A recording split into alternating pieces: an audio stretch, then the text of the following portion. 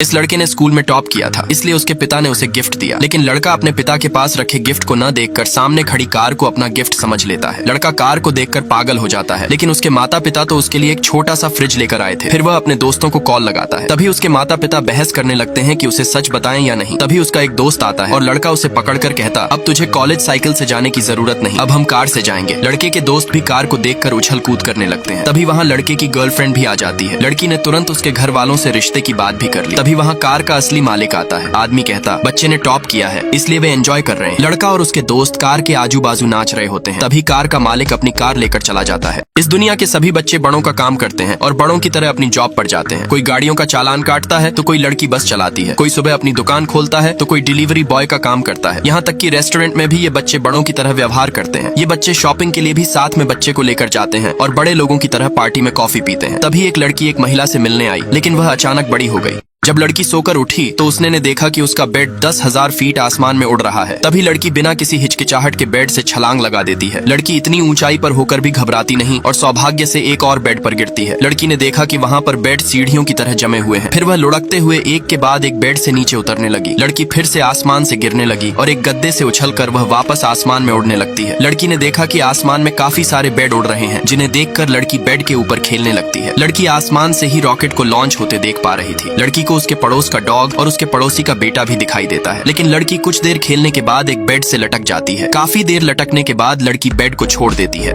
ये आदमी लोहे की जंजीरों में फंसा था। उसे पता था कि कोई भी हलचल उसकी मौत का कारण बन सकती है। उसकी कमजोर हालत देखकर दुश्मन जोर से हंसा। खतरों के बावजूद आदमी शांत रहा और बौद्ध श्लोकों का जाप करता रहा। अचानक दुश्मन का अपना सिर भी एक ऐसी ही लोहे की जंजीर में फंस गया। जैसे ही लोहे का जाल कसने लगा, दुश्मन घबराया और जमीन पर आ गिरा। उसे नहीं पता था कि इसे कैसे रोका जाए। वह आदमी अपने मंत्रों को जारी रखे हुए था और दुश्मन को अपने गंदे विचारों को छोड़ने का आग्रह करता रहा, पर दुश्मन सुनने को तैयार नहीं था। परंतु अपनी जान बचाने के लिए उसने उन गंदे विचारों को त्यागने की हामी भरी। तभी वह उपकरण ढीला होना शुरू हुआ। उसे ऐसा लगा कि उसकी जान बच जाएगी। जैसे ही उस आदमी ने अपनी धार्मिक छड़ी को हिलाया, दुश्मन के सिर में फंसा लोहे का उपकरण टूट गया।